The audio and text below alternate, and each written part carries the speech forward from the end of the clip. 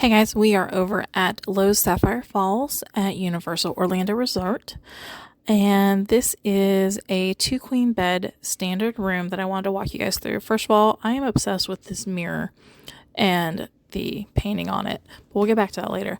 Closet was great. I love that there's lots of hanging space and of course lots of hangers. Of course, you got the in-room safe, which is always a good thing to have.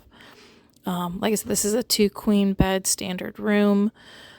The beds were very, very comfortable. Really enjoyed that. The stand here had plenty of drawer space if you wanted to put anything in there. It was really great if you are a backer, which I usually am.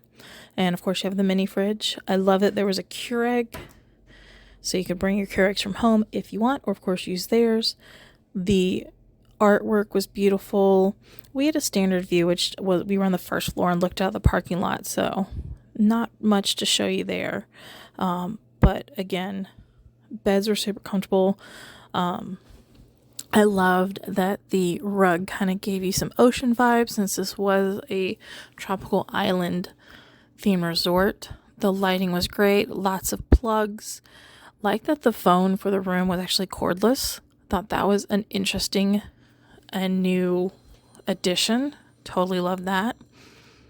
Was traveling with my mom. That's why you see the electric wheelchair there. But this is not a handicap room. This is plenty of storage under the sink. Their toiletry products were great. One thing I love though, check out the mirror.